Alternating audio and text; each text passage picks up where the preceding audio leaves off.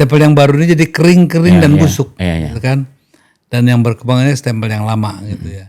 Masa nggak ada pemikiran ke sana? Orang kayak dia ini bisa melahirkan kebijakan-kebijakan yang saya baca sebagai slow motion suicide.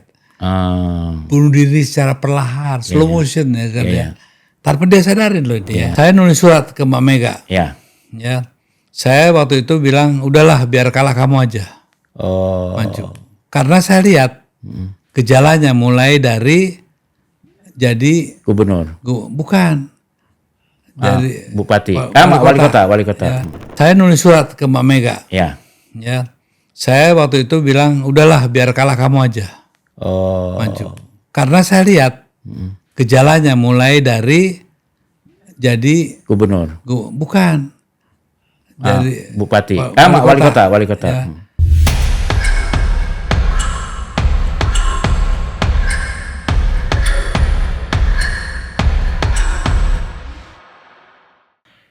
Jadi emang kalau sebagai orang yang berpengalaman ikut menjatuhkan Pak Harto dan Gus Dur, Itu berlebihan, kelihatannya tidak suasananya belum atau belum kondusif untuk gerakan seperti itu ya.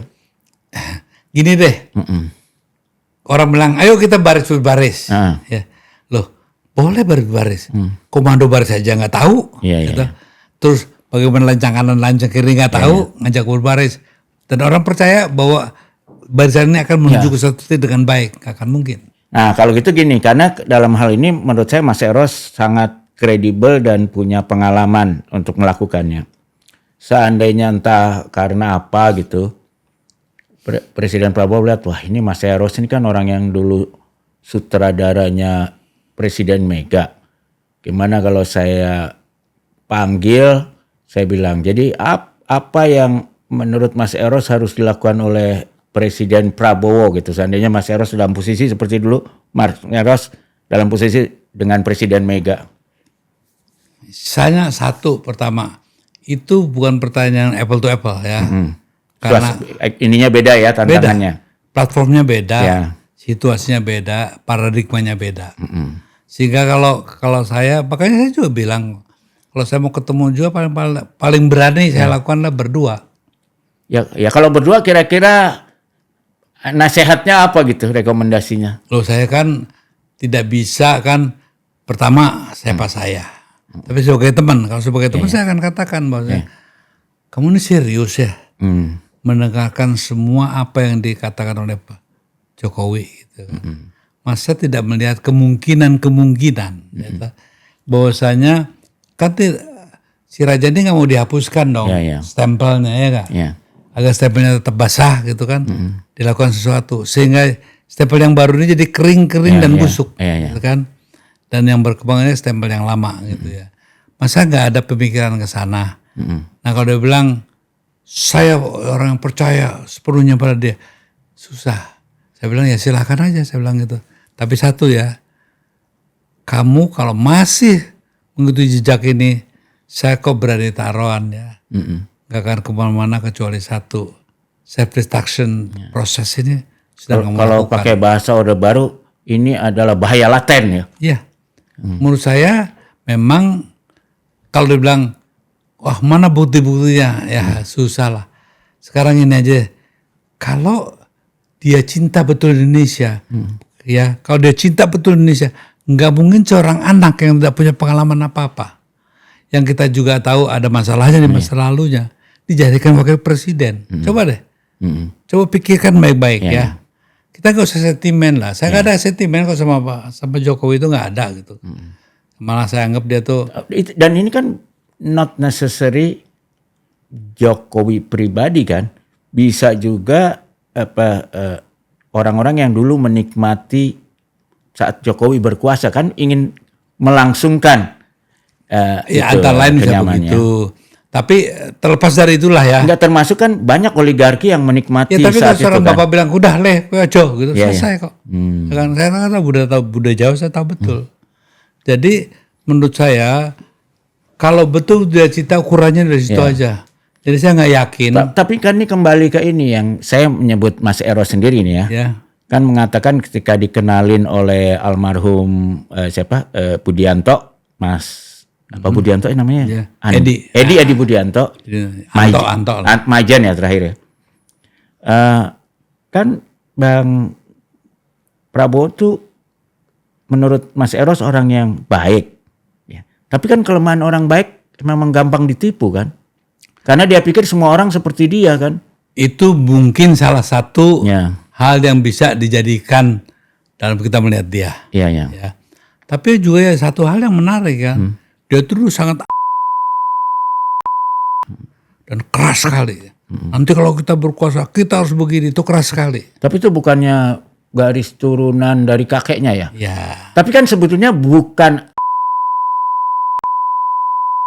menurut saya, tapi anti dominasi pada ekonomi kan. Betul. Karena kalau kita lihat kan Om Cum sering dituduh begitu dengan kebijakan Benteng. Tapi kan sebetulnya boleh dibilang pendirinya Astra itu kakaknya apa adenya Om Willem itu kan sahabatnya dekat Om Cum yang kemudian berkat bantuan Om Cum Astra itu bisa berkembang pesat kan. Jadi bukan kalau menurut saya yang dimusuhi itu tapi dominasi ekonominya. Ya omnya dia juga kan pendiri bank ya kan? Bank Niaga ya.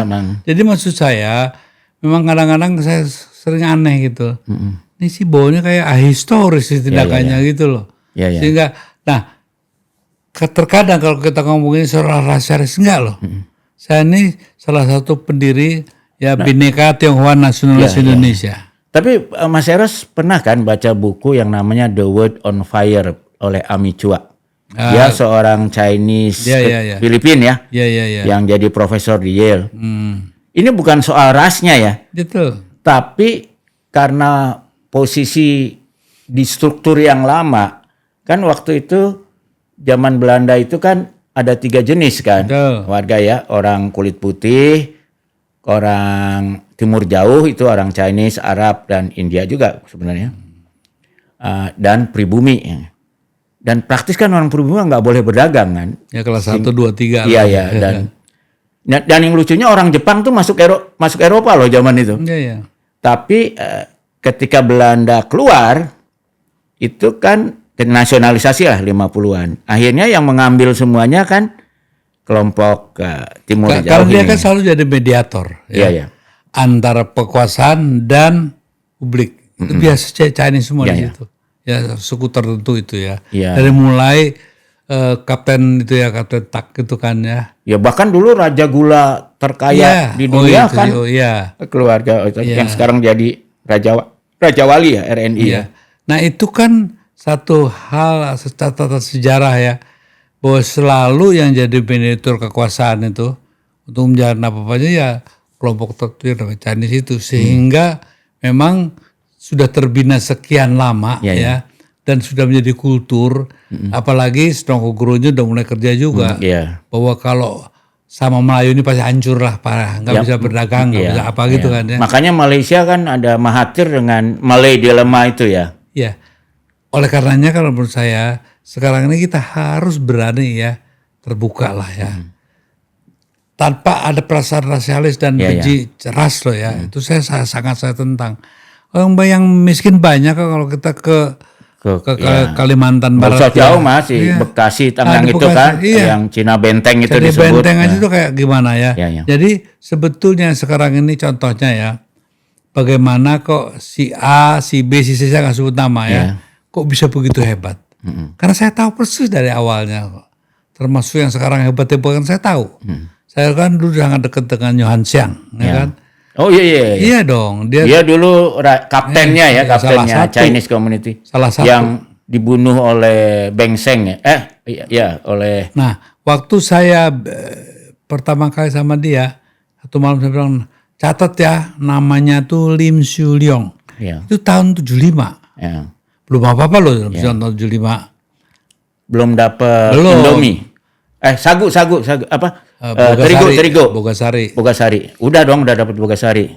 Belum dong. Tahun 75 belum dong.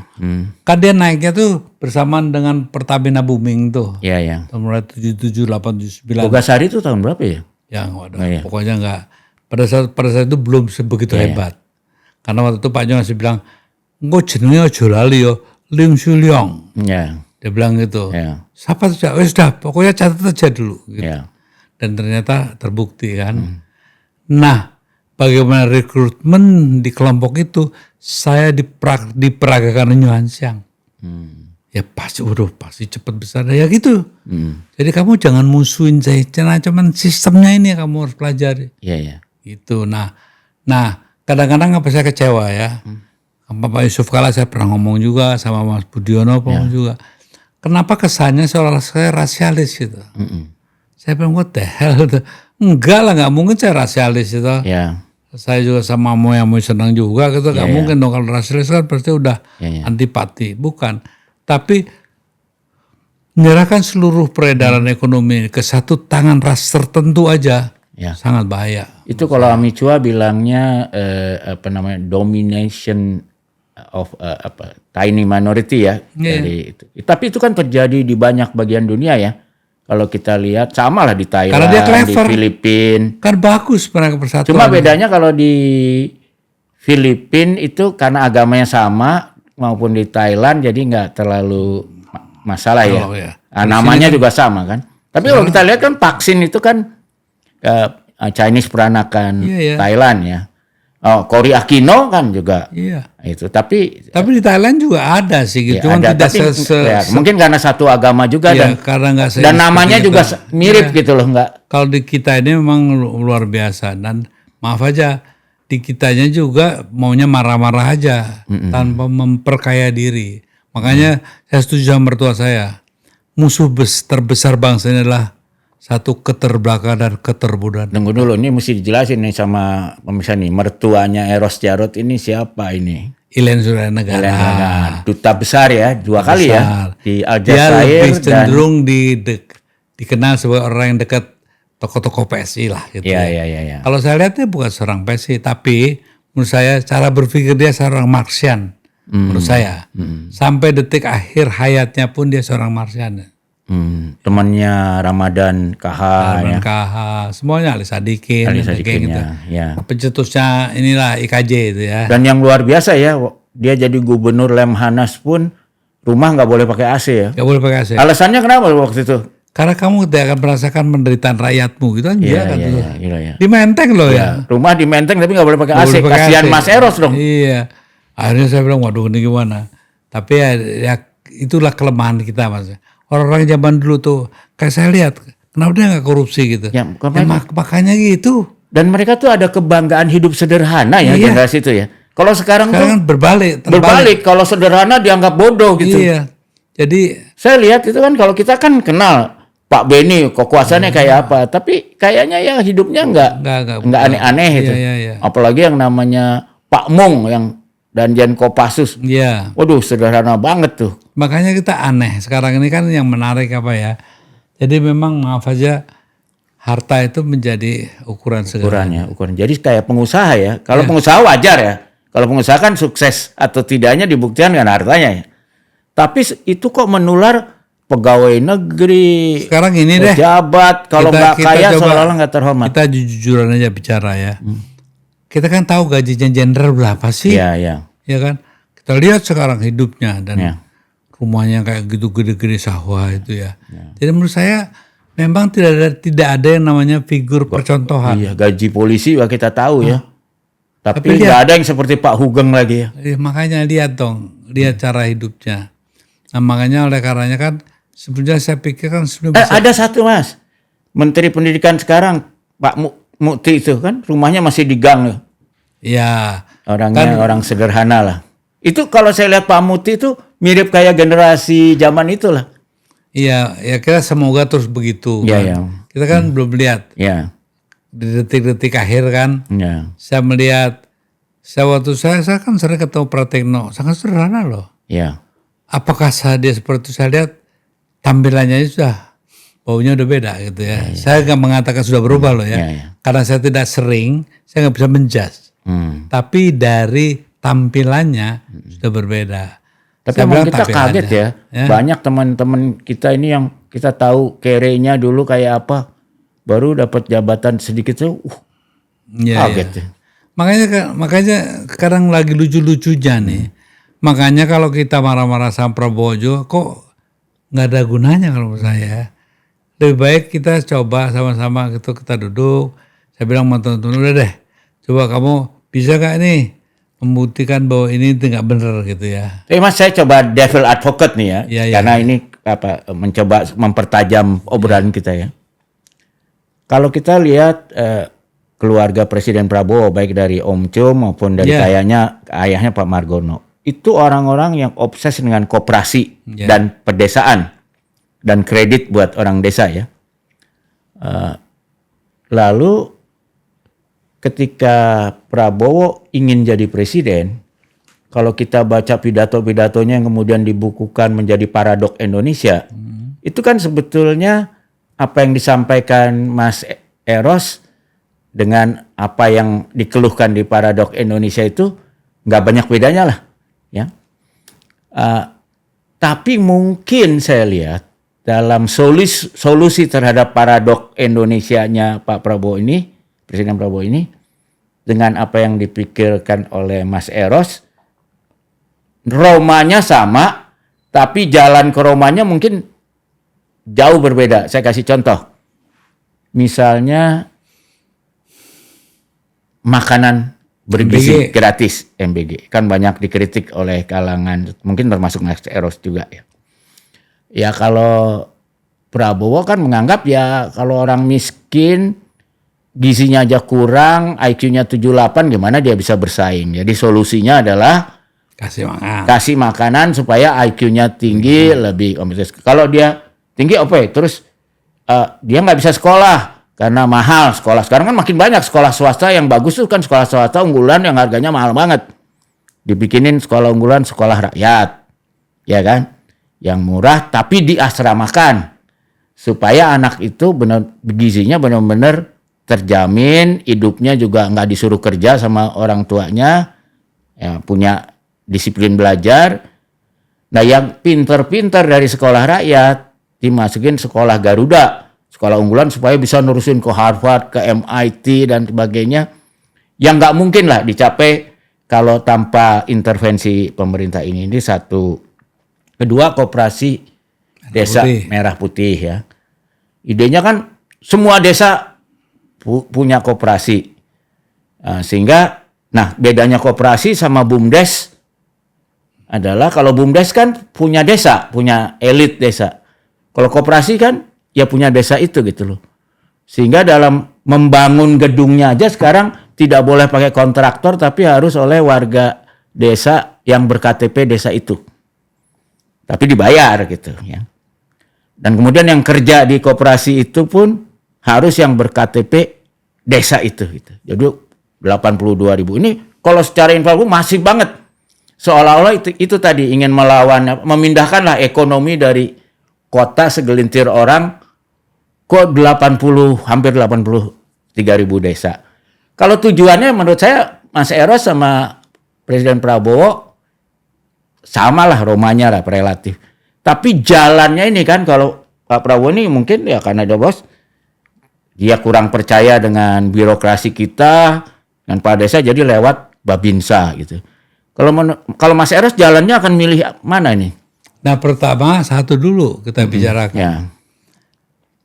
Kata bicarakan jalan, Ya. itu jalan apa jurang gitu loh. Ya. Tapi kalau Romanya benar kan, sepakat sama ya. Kalau kesananya kan semuanya bagus dong. Ya, bagus, ya. Kan.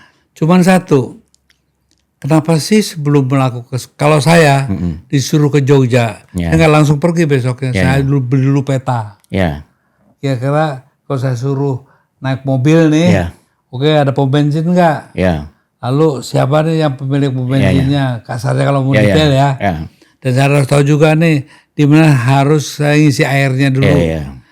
Bensinnya berapa? Karena dihitung semua. Nah, kalau saya lihat yang ada, dia langsung tiba-tiba dari A ujung-ujung ke Z aja gitu. Nah, ini mungkin nggak karena ini Mas, kan kita kenal banyak tentara ya, jenderal-jenderal kita kenal dari masih pangkat mayor. Mungkin nggak karena Presiden Prabowo ini kan hampir seluruh karirnya di militer tuh di pasukan khusus yang namanya Kopassus, yang biasa bergerak dalam pasukan kecil Cepat. dan tidak menguasai teritori. Jadi dia ada masalah musuh sana, berangkat sikat ya. Terus habis itu ditarik lagi kan pasukan mukul. Dan dia tidak pernah menduduki posisi teritorial kan? Iya kan? Bahwa harus baik sama orang, Intelijen juga. Ya. Dan satu-satunya di luar Kopassus adalah ketika dia disuruh bangun Batalion 328 Kujang, itu pun satuan elit, satuan tempur, bukan satuan pendudukan lah ya. Lalu jadi Pangkostrat juga sebentar sekali ya, jadi nggak sempat lah mengorganisasi pasukan besar yang sifatnya menduduki, bukan nyerang terus balik lagi ya. Nah, sehingga dia melihat semua problem ini kayak raider gitu loh. Betul. Desa miskin langsung ke desa, habis gitu balik lagi gitu kan. Nah, bukan operasi teritorial gitu ya. Nah, tapi ya kalau itu kita sepakat ya, mungkin ya itu ya. Tapi ada satu hal sih yang menurut saya harusnya mengubah Presiden Prabowo ya dengan pengalaman itu. Setelah berhenti jadi tentara, sempat terkucilkan ya. Lalu kan dia membangun Partai Gerindra. Sama seperti Mas Eros pernah membangun Partai Nasionalis Bung Karno. Walaupun kita dulu suka ngeledek Bang Eros tuh Partai Nasionalis Bung Kumis ya kan. Karena kumisnya Mas Eros yang legendaris. Nah, tapi harus kita akui dari dia membuat partai setelah di Golkar nggak berhasil, sampai partai itu menjadi partai nomor 2 lah sekarang ya. Nomor 3 sih. Kalau dari suara nomor 2, kalau dari kursi nomor 3. Di Indonesia dan terpilih menjadi presiden, itu kan pasti melalui proses yang tidak seperti militer itu. Artinya proses memeluk orang. 4 kali. Ya, benar. Mestinya ada dan harus kita akui di luar militer ya itu keberhasilan lah ya. Nah, apakah itu membuat kemampuan dia tidak sekedar Kopassus gitu ya, tapi ada juga jangan-jangan nah kita kan harus rendah hati juga. Jangan-jangan jalan yang kita bilang jurang itu emang jalan aman gitu. Gimana kalau Mas Yusuf lihatnya? Ya makanya gini loh, saya justru bisa pahamin. Kalau penjelasan yang Bambang tadi bilang kan, bahwasanya itu bagaimana kita memotret siapa itu dia. Kan? Dengan potret yang dia tiba-tiba kok saya bisa menang ya. Karena kalau atas potret itu aja gak akan bisa menang. Makanya saya bisa pahami waktu si Hasim bilang bahwasanya kenapa Bowo itu sangat berhutang budi sama Jokowi. Yang jadi Menhan ya? Secara eksplisit ya. Dia bilang Parcok. Kalau tanpa Parcok gak akan menang. Makanya sekarang udah 6 tahun si Solis ini ya. Si Listio nih. Kok gak diganti-ganti gitu. Jadi ada satu hal yang menurut saya justru dengan ini kan kita mulai tadi dengan orang baik lah ya. Dan Panglima TNI-nya juga belum nggak diganti kan? Iya.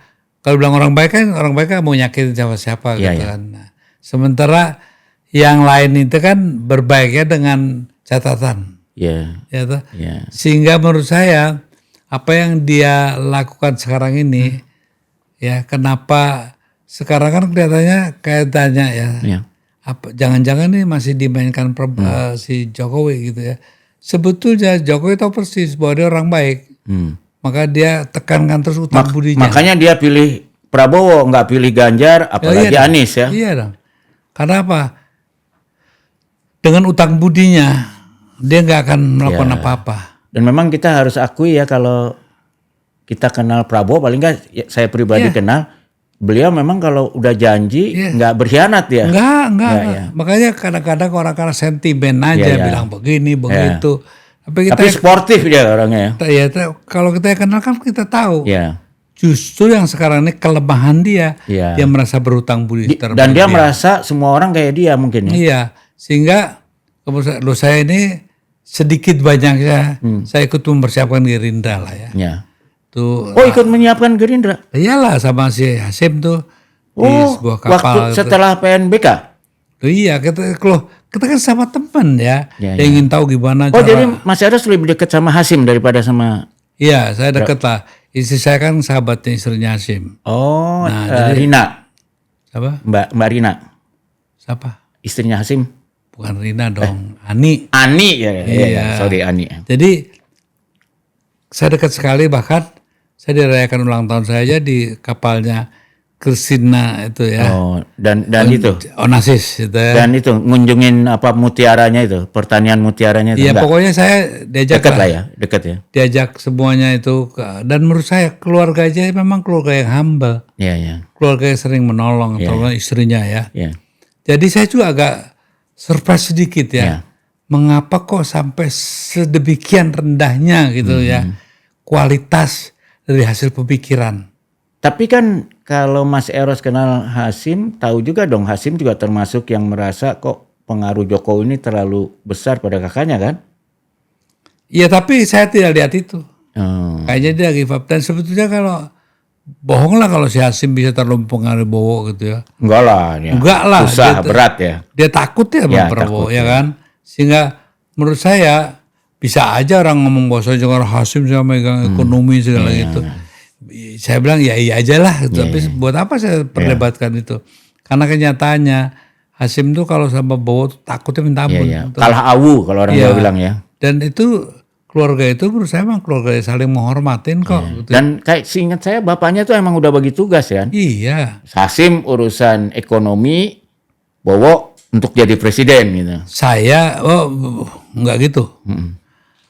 Saya waktu dia di persidangan apa itu dari si Agung Gumelar nyidangin dia segala gitu. Oh iya ya, sidang Kan saya kode diminta- etik perwira itu. Ya, saya diminta sama Om Cum nemenin Di mana di? di rumahnya dia lah. Oke. Ya di kan rumahnya dekat rumah Pak Harto atau di Iya, iya, iya. Cendana. Iya, iya. Saya temen dia dari mulai jam berapa ya? 10 sampai jam 2 sampai 3 pagi gitu ya. Iya. Berdua aja gini. Hmm. Jadi saya tahu persis kira-kira gimana kan Dia banyak. lagi resah dong. Iya, resah-resahnya. Saya kan hobi saya tuh nemenin orang-orang yang mau disingkirkan dan disingkirkan. Jadi dari situ saya tahu persis ya bahwa kepribadian dia itu sangat jauh sama yang sekarang menurut saya. Ada satu hal yang bergeser gitu ya. Yang namanya nilai itu. Saya bicara nilai ya. Kok nilai dia berubah gitu menurut saya. Ya. Mungkin karena mendirikan Gerindra itu mengingat apa mau mengubah dia. Makanya saya bilang siapa sih yang beri masukan ini? Ya, dia itu kan kalau diberi masukan itu kadang-kadang kurang terlalu diolah dulu gitu ya. Iya, kadang-kadang kalau dia merasa, oh bagus, langsung pengen segera dijalanin ya. Itu kan kelemahan-kelemahan yang mungkin digunakan oleh orang-orang yang gitu ya. Terlalu spontan ya. Nah contohnya gini deh, maaf ya, dengan kemarin saya lihat aja gimana Hirohito, ada si Didit anaknya, Bowo, si Teddy gitu kan. Itu kan satu pemandangan yang rada aneh ya menurut saya. Nah hal yang gini tuh nggak pernah dirasakan, itu hal yang aneh. Dia tidak pernah merasakan bahwa dengan pangkat seorang mayor tiba-tiba menjadi apa tuh sekap gitu ya. Dia nggak merasa ketergangguan tuh nggak ada sama sekali. Tapi kan ada satu lagi yang menurut saya Mas Eros juga mungkin sepakat sama saya. Kalau bicara tipe gitu ya, kita bandingin misalnya Pak SBY sama Pak Prabowo ya. Kan pernah satu angkatan bahkan satu villa di di Magelang. Kalau Pak SBY itu kan orang yang highly compliant ya. Saya bilang orang pinter, rajin, sampai kalau secara joke kita bilang nggak dia cuman selalu bikin PR-nya, kadang-kadang dia bikin PR temennya gitu ya. Kan orang yang ikut aturan lah gitu. Makanya dikit-dikit apa-apa payung hukumnya dulu segala. Jadi kesannya lambat. Tapi ikut aturan. Kalau Prabowo kan yang bahasa Inggrisnya kita sebut maverick gitu. Nah, kalau kita nonton film Top Gun itu kan si Ethan itu kan orang yang di luar jalur, makanya pangkatnya mayor terus. Yang penting selesai. Iya, kalau ada seorang seniornya yang bahkan bilang sama saya, aduh ini Bowo ini kan menabrak semua aturan gitu loh gitu ya. Nah, ini kan bisa bahaya kalau dia jadi presiden ya.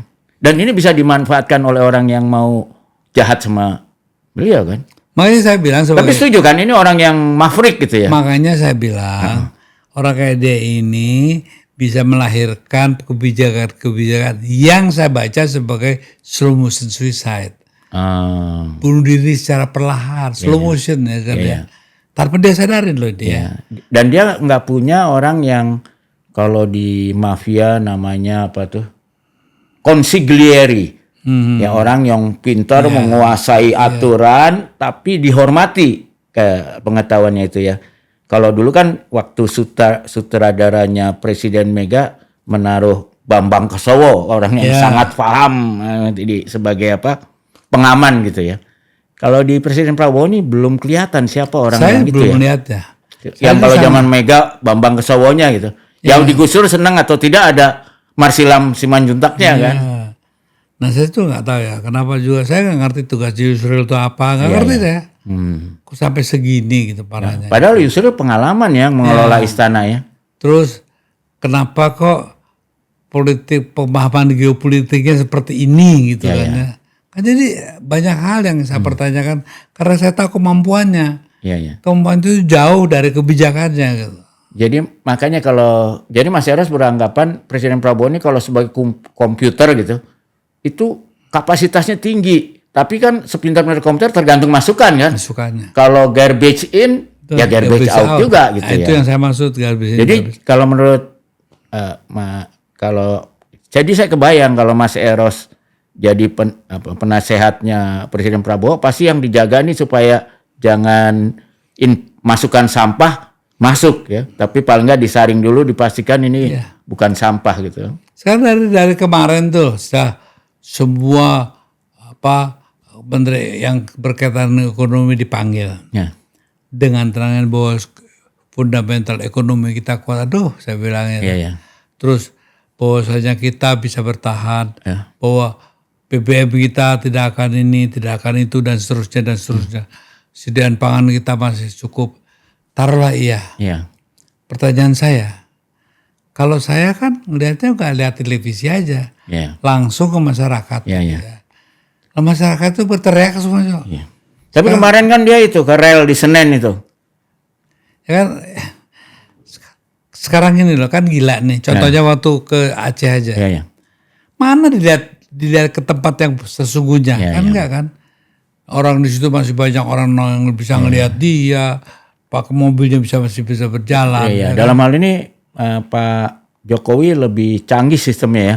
Ada Mas Anggit yang ke lapangan dulu kan, memastikan nggak sekedar dari pejabat ya. Kesulitannya yang satu ini memang satu, katakan political image ya tuh tidak terkelola dengan baik.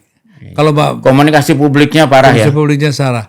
Pak Jokowi kemenangannya situ. Jago banget ya dalam. Padahal ya Allah gitu kan ya. Padahal itu cuma panggung aja ya, yang di belakang panggungnya berantakan juga. Kualitasnya sama Bowo menurut saya. Jauh ya. Ya, cuman Prabowo sendiri sih ngomong, wah hebat banget nih orang gini-gini. Kan kita yang denger gimana itu ya. Risih ya. Ya udahlah, sakarepmu lah gitu. Akhirnya apa ya? Kadang-kadang kita ngomong ini seolah kita membenci Jokowi. Apa urusannya gitu kan. Yang kita lihat aja, satu aja tuh loh yang pertanyaan saya mendasar. Kalau betul-betul dia cinta Indonesia, nggak mungkin dia tahu tuh kapasitas tanahnya. Nah, sekarang saya mau minta ini nih pengakuannya Mas Eros ini. Ya termasuk pengakuan saya lah. Kan di awal-awal kita sangat mendukung Jokowi kan? Atau Mas Eros sudah nggak mendukung? Begini, ada ceritanya. Ya, ini coba ceritain nih. Saya nulis surat ke Mbak Mega. Ya. Saya waktu itu bilang, udahlah biar kalah kamu aja. Maju. Karena saya lihat gejalanya mulai dari jadi gubernur. Bukan. Dari bupati. Wali kota. Ya. Saya justru orang yang pertama kali menjadi saksi ahli melawan kebijakan dia di Solo waktu dia jadi wali kota. Waktu jadi saksi ahli di mana? Pengadilan. Pengadilan Tata Usaha Negara atau apa? Urusan mengenai bagaimana waktu itu penentukan yang namanya Citra Solo kayak apa. Iya. Saya dari Dewan Budaya saya lihat. Saya lihat, waduh, ini orang rada bahaya ini gitu kan ya. Waktu dia jadi gubernur, itu saya juga bilang mau Foke.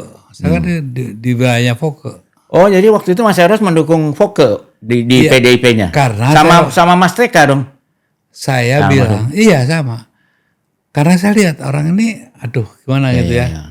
Saya tidak terlalu percaya. Ya. Nah, tapi karena hebat betul, harus diakuin.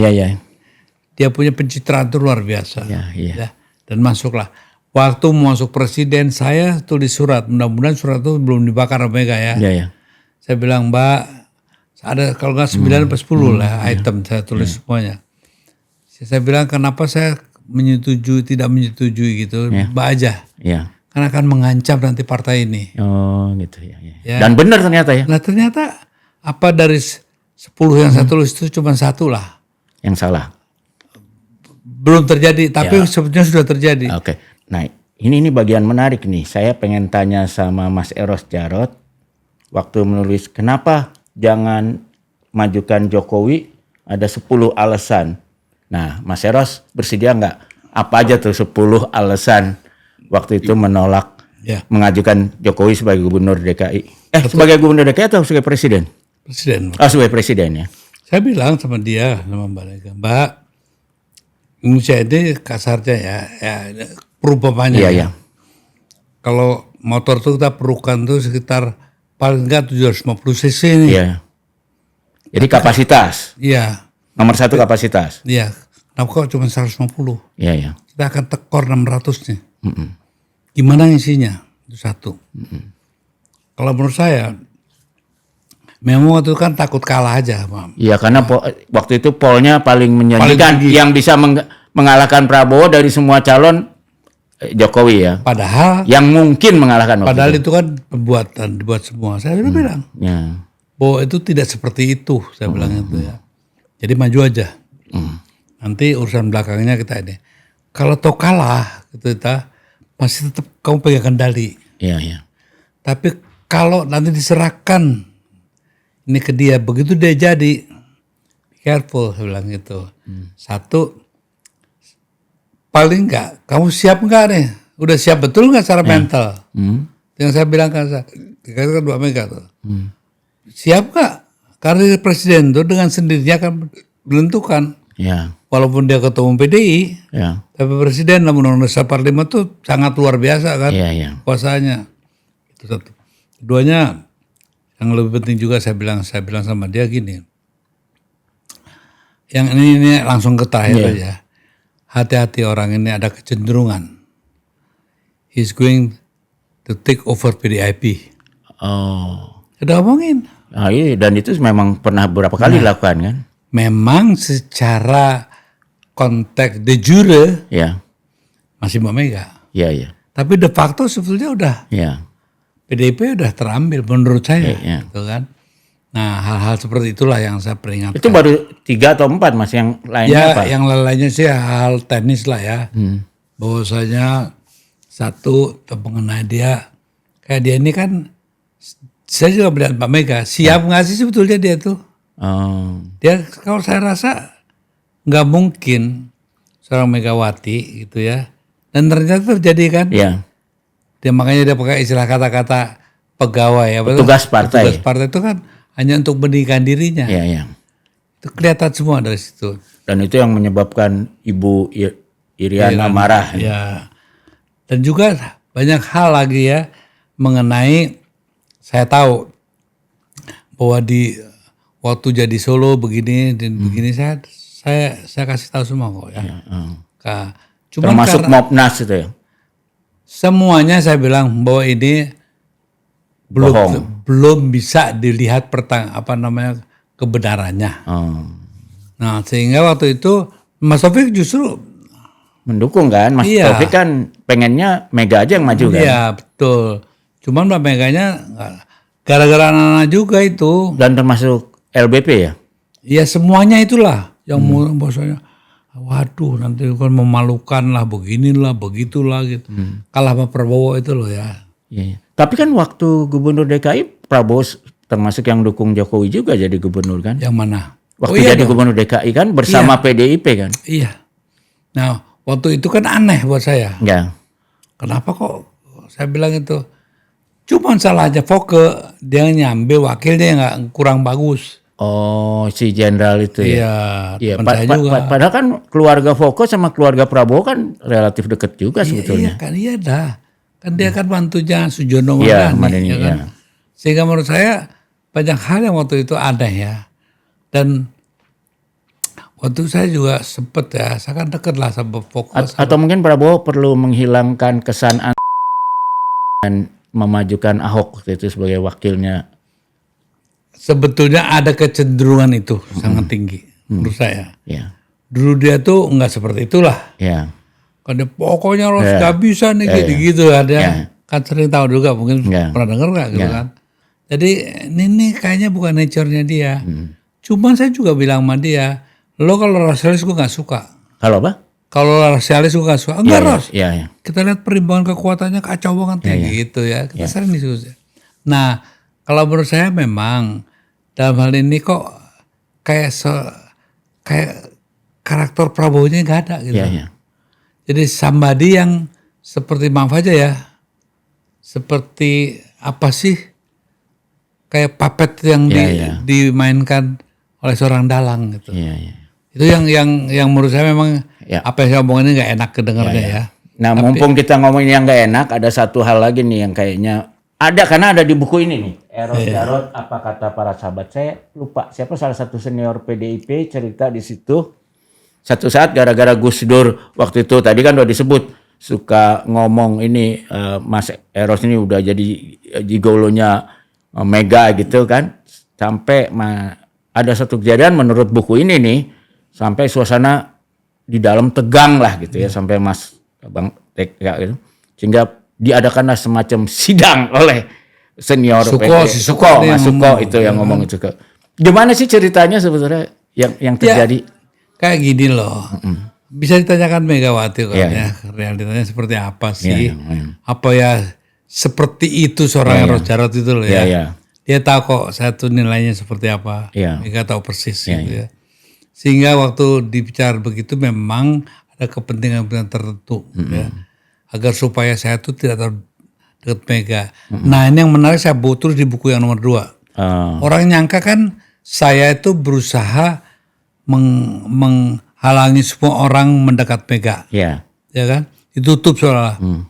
Makanya orang-orang sekitar Taufik itu kalau saya kurang begitu suka. Termasuk Pandana Baban. Nah, tapi apa sebetulnya? Saya tulis itu. Baru sekarang saya mau ngomong. Lainnya selama ini saya diemin. Waktu itu ada satu peristiwa saya sama Mbak Sofi. Yang tidak boleh dibocorkan ke siapa-siapa. Tiba-tiba dalam satu pagi itu semua apa yang diomongin antara Mbak Sofi dan orang yang saya utus nemuin Mbak Sofi, si Tarjo sama Arnold Taslam, semua keluar di sana. Itu gara-gara waktu itu Mas Taufik maksa Mas Tarjo ngomongin apa sih sebenarnya diomongin gitu ya. Ada saya tulis lah apa kelakuannya itu ya. Nah pada saat itu Mbak Mega memberikan saya instruksi loh. Mulai hari ini Taufik gak boleh tahu apa yang besok kita akan kerjakan. Termasuk orang dekat-dekatnya. Saya bilang, Mbak, si Dodo, Pak gimana kan saya harus nulis jadwal. Dan selalu Mas Taufik nanya. Lihat. Mereka bilang, pinter-pinter kamu lah. Pokoknya saya tidak ada gitu. Jadi sebenarnya Mbak Mega juga benar dalam satu sisi ya. Tapi juga di sisi lain, hal ini juga harusnya, ya kan, jangan dong membiarkan saya sama Dodo seolah-olah saya menganggap dia ngomong kayak gitu kan ya. Sampai hari ini kan diem. Jadi orang tuh nyangka saya tuh ngekepin Mega gitu. Padahal kalau menurut saya, nih lo mau ambil deh gitu kan ya. Nah, mungkin seperti sekarang banyak orang menyangka Teddy ngekepin Presiden Prabowo. Padahal mungkin itu perintah dari Presiden Prabowo kan. Hal itu kan bisa terjadi. Makanya saya nggak mau mengatakan itu kan. Sehingga saya bilang, kenapa sih kok begitu gitu ya. Hanya sebatas itu saya bisa. Karena saya mengalami juga hal itu. Terus akhirnya disidang lah sama Pak Suko ini. Iya, apakah begini begitu. Ya bahwasanya mungkin bersimpati mungkin aja ya, Ya. gitu kan. Tapi saya kan ditugasin sama Mas Guntur untuk menjaga Mbak Mega. Guntur itu kakak sulung ya. Ya. Begitu juga saya diminta sama Bufat. Oh, lama udah. Ya. Pokoknya nanti kalau kakak-kakak bener ribut kau lah yang itu, gitu ya kan. Dititipin ya. Iya. Jadi saya kan punya etika juga gitu. Dan saya katakan Mbak Mega. Ya. Waktu saya dimintakan, saya kan sudah diminta jadi pejabat ini, pejabat itu, dan saya tolak gitu kan ya. Saya bilang, Mbak, kalau saya nanti menerima ini semua, dikira orang yang bekerja atau bantu gitu, pasti ada maksud pengen jadi ini. Paling nggak saya jadi contoh nggak gitu, Mbak. Saya bilang gitu. Makanya nggak mau jadi menseknek atau apa. Ya apalah, semua saya nggak pernah mau jadi anggota DPR, nggak mau, dubes nggak mau, semua nggak ada. Di satu Padahal kalau saat itu kalau mau mah gampang banget saya yang menentukan kok. Iya ya. Contohnya nama satu pun ada nggak di BUMN saya? Nggak ada. Komisaris kayak apa enggak? Padahal saya tentunya Dirut Telkom saya nentuin, Dirut Timah saya nentuin, banyak yang saya nentuin ya. Dan mereka tinggal tekan aja kok. Iya. Bisa tanya Lasar Soekardi masih ada orangnya. Iya. Jadi hal yang kayak gini yang sebetulnya banyak orang nggak tahu gitu ya. Diputar balik semua. Dan itu yang akan ditampilkan dari buku Mas Eros yang lagi dikerjain di Gadok ini. Iya. Karena kalau di buku ini belum sampai situ. Karena apa? Ini kan katanya, ini kan pertama kali kompromi saya sama Anies. Oh. Supaya Mas orang tuh tahu latar belakang Mas juga. Iya, sebagai dari kelahiran ya. Iya. Nah nanti ini mulai dari saya pembuatan film Cujadit, memang banyak hal tuh termasuk Ciganjur, termasuk Cipasung, semua saya ceritain. Termasuk ketika menggulingkan Gus Dur ini ya, bersama Amin Rais. Adalah ceritanya itu semuanya, semuanya ada. Iya. Bagaimana juga terakhir waktu saya mau Jokowi diminta tuh naik gitu ya. Bagaimana dengan Pak Beni? Ya. Gimana Pak Beni sama Pak Idrus Derajat itu kan disingkirkan, diganti Pak Idrus Derajat, semua ada di sini. Debenisasi ya. Iya. Kenapa waktu itu Detik bisa begitu? Ya. Karena saya punya banyak jaringan itu kan. Iya, saya ingat kok waktu itu diundang sama Mas Eros kan, dan di waktu Detik itu saya kaget loh, Pak Beni bisa diundang sama Mas Eros, datang lagi kan. Iya. kasih jadi narasumber lah ya, jadi Kalau dia itu sebetulnya apa? Karena saya selalu terbuka gitu. Dan saya bilang dia makanya dia senang karena saya berani dan bukan kayak pengecut itu aja.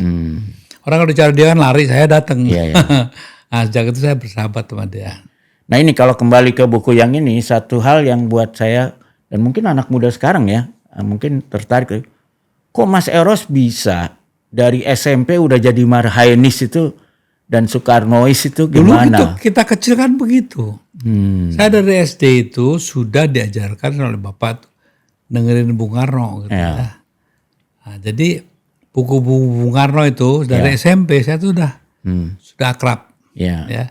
Sehingga saya tuh bosan sekarang kalau orang ngomongin soal to build the world new lah, apalah, udah capek gitu ya. Tapi kenapa? Karena tidak dipahami semua ini. Jadi waktu itu dengerin pidatonya Bung Karno terus di radio ya? Loh, setiap 17 Agustus itu sudah kayak naik haji aja saya. Nggak boleh diganggu, hanya dengerin radio. Dan saking dianggap pro Bung Karnonya, walaupun masih usia berapa, tiba-tiba ayahnya Mas Eros jemput terbang dari Riau ya itu gitu ya. Dari Bangka Belitung. Bangka Belitung terbang dalam tanda kutip menculik Mas Eros dan Mas Slamet dari Mbah dibawa ke sana. Tidak boleh berpolitik setelah terjadi peristiwa 65 ya. Iya. Bahkan ayahnya Mas Eros sendiri sempat difitnah lah ya, dituduh oleh Dandim ya. Dandim yang ternyata justru dia yang terlibat, yang belakangan ditangkap ya. Jadi hal ini banyak ya.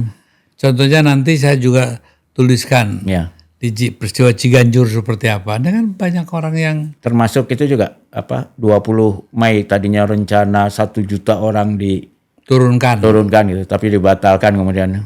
Itu yang waktu itu sama Gus Dur itu. Ya. Ada tapi Amin Rais kan ininya apa? Ya, tapi nanti adalah. Nanti ada ya di situ ya. Insya Allah. Cuman ya tentunya kan peristiwa itu sudah berjarak beberapa tahun ya. taruh aja 98. Ya. 92 atau 2000, berarti 27 tahun yang lalu Iya. kan. Ya toh. Belum berkurang lagi berapa tahun lagi gitu kan.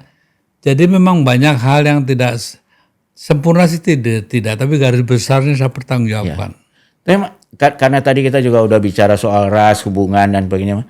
Mas Eros, salah satu yang saya agak khawatir ya dengan terjadinya reformasi kemarin ya.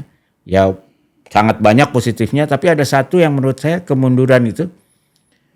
Sekarang tuh semakin banyak sekolah yang eksklusif. Betul. Komunitas tertentu dan kemudian juga perumahan yang eksklusif komunitas tertentu. Sehingga sekarang generasi muda yang dari kecil sampai masuk sekolah, tidak kenal komunitas yang berbeda ras, berbeda agama. Sehingga punya stereotip tentang kelompok lain. Ini apa nggak berbahaya ya buat masa depan kita ya? Sebetulnya kan kota ini dirancang. Ya harusnya ya. Dengan pendekatan budaya juga. Ya. Dengan pendekatan antropologi gitu. Antropnya juga harus dipelajari. Ya. Cuman kan kita ini kan pembangunan yang saya tentang belakangan ini. Itu yang penting asal mentereng. Dan asal cuan. Asal ada bangunan yang kira-kira menunjukkan bahwa ini adalah pertumbuhan dan perkembangan yang positif ya. Seorang pemimpin berhasil membangun negerinya gitu kan. Sementara bangunan seperti apa itu kan lebih penting. Jadi memang bukan hanya bahaya ya, justru ini self distraksinya tuh tinggi. Contohnya kayak sekarang nih ya, makanya yang saya coba lakukan ini kan dengan mendirikan Bhinneka Tionghoa Nasionalis Indonesia. Bhinneka Tionghoa Nasionalis Indonesia. Yang Bhinneka itu Tionghoanya, ya kan? Jadi, tapi semua itu nasionalis. Karena banyak sekali sekarang teman-teman China juga resah loh. Resah, udah mulai resah melihat ada sekelompok etisnya dia, mengatasnamakan etisnya dia, tapi tidak berbuat seperti apa yang diharapkan. Sehingga kita bisa jadi korban nih Mas, bilang gitu. Kalau ada apa-apa kita lah yang dikejar-kejar sama masa. Padahal kita ini tidak seperti mereka gitu. Jadi kan hal ini juga sudah terasa ya di dalam komunitasnya. Yang kedua, ini seperti sama nggak dengan pertentangan antara Bapperki dulu dengan LKBP ya? Apakah? Ya, tapi gini, kalau dulu kan lebih ada ideologi ya? Iya, ideologi. Kalau ini kan nggak ada. Dan lebih bahayanya lagi ada satu sisi, ada satu kelompok juga yang sangat ingin merubah Indonesia. Semuanya menjadi tadi sohib. Teokrasi lah ya. Nah, ini kan juga satu hal yang kita harus lihat sebagai kenyataan. Jadi kita mesti yang kelompok-kelompok ini harusnya jadi marginalized lah ya. Sekarang gini lah, kenapa tiba-tiba seorang lawyer yang bagus hanya karena dia dicap HTI gitu ya, tiba-tiba semua apa yang dia omongin itu seolah-olah bermuatan itu. Atau itu kan apa yang di KPK dulu dituduhnya kan yang di matanya kena novel. Jadi hal seperti itu jadi anti barat itu harus digantikan dengan pro Arab gitu loh. Kan sama-sama geblek yang kalau menurut saya gitu ya. Ini perpecahan lah ya. Iya, sementara yang benar itu ya kita kembalilah kepada cita-cita ini. Kalau kami di Tempo, Mas Gunawan Muhammad selalu mengingatkan ya, kebenaran itu ada di mana-mana, termasuk di tempat-tempat yang tidak kita sukai gitu ya. Jadi seolah-olah nih kalau tempat yang kita tidak sukai nggak mungkin ada kebenaran gitu kan. Tapi alhamdulillah ya sekarang ini ya saya senang anak mudanya. Memang yang hilang itu mungkin semangat nasionalisme dan patriotisme ya. Sebab mereka lebih pragmatis lah ya. Tapi satu hal, mereka tidak terlibat dalam ini. Kita lihat sekarang anak-anak muda Indonesia muda juga nggak merasa Cina loh. Nah itu yang satu hal saya sudah mengembirakan ya. Garuda di dadaku lah ya. Tapi polisi kita ini yang sebrengsek. Nah justru itu Mas, saya senang ya. Kan banyak perubahan dipicu oleh film. Dan Mas Eros ini sebagai kata akhir nih, karena kita waktunya ternyata udah habis. Saya ingin usulan Mas Eros ya. Strategi kebudayaan apa yang kita harus lakukan. Karena ini kan Indonesia nih satu keajaiban. banyak orang teman-teman di luar negeri itu aneh kok Indonesia bisa jadi satu negara, itu kan aneh gitu ya. Dengan segala keberagaman sosial ekonomi, bahkan pulau-pulaunya beda gitu. Nah, apa yang harus kita lakukan sebagai strategi budaya supaya Indonesia ini tidak hanya survive tapi justru semakin baik ya. Karena satu hal juga yang saya khawatir, selama ini kan salah satu perekat utama kita tuh bahasa Indonesia. Tapi di Gen Z apa segala macam kan malahan lebih mulai nginglis ini ya mulai apa atau mungkin itu kekhawatiran berlebihan saya. Tapi Mas Eros bisa menutup ini dengan, kalau kira Mas Eros diminta presiden, Mas Eros tolong berikan pada saya usulan strategi kebudayaan apa yang harus kita lakukan bersama-sama secepatnya supaya kita semakin berbudaya dan semakin civilized lah ya. Kalau sebetulnya garis besarnya aja ya. Kalau bicara kebudayaan Indonesia aja, kita masih perlu ada rumusan yang jelimet itu.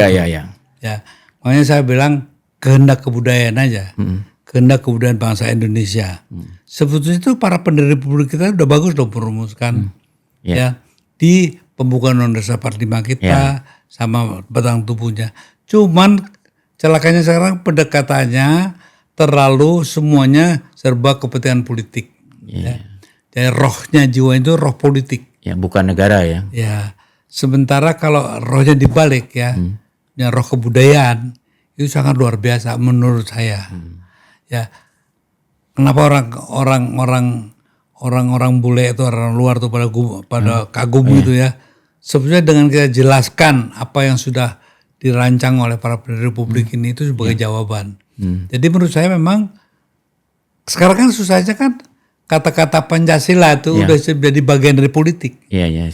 Pancasila pemahamannya sendiri gitu ya.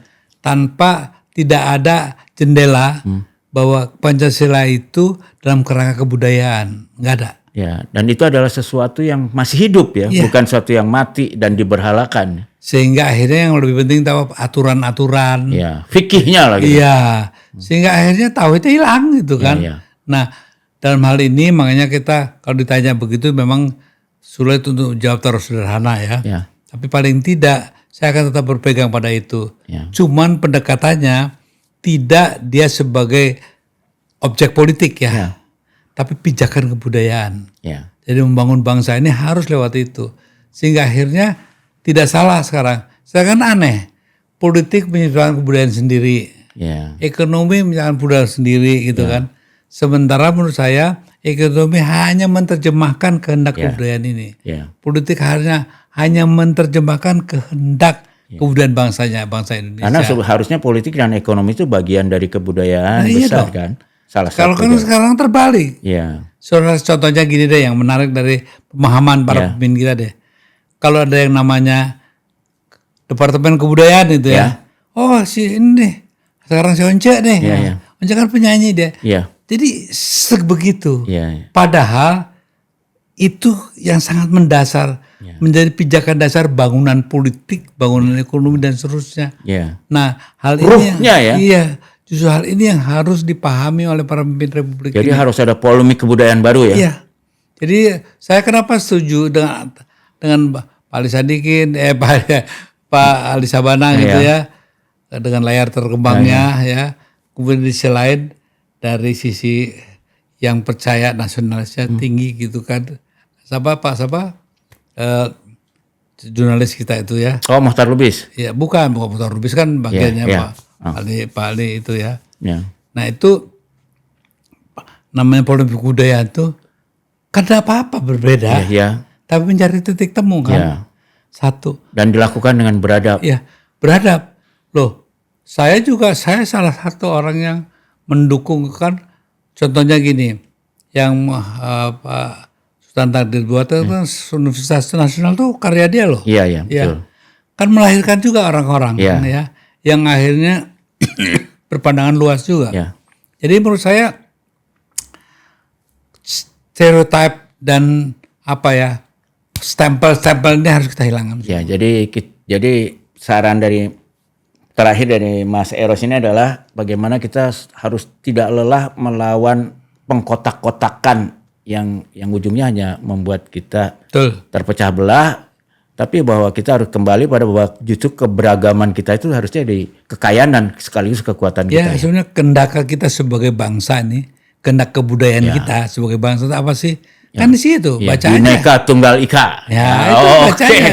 Terima kasih Mas Eros, ini luar biasa nih ya. Jadi teman-teman, dan boleh ya kita undang kalau sekali-sekali ada teman-teman yang ingin lebih berdalam bisa datang ke kantornya Mas Eros itu kan di Kalau buat Mas Bambang Harimurti apa sih? Iya kan, datang di apa alamatnya Jalan Penjernihan ya. Jalan 1 nomor 50. 1 nomor 50. Banyak kegiatan di situ yang mengumpulkan berbagai suku, bangsa, agama dan sebagainya karena kita merasa ini rumah kita bersama yang perlu kita terus perbaiki tanpa kenal lelah. Terima kasih Mas Eros Jarot. Terima kasih teman-teman udah melihat ya. Sampai jumpa lagi. Dan pasti Mas Eros mau kok kita undang lagi nanti setelah bukunya keluar. Ya, terima kasih Mas Eros. Thank you.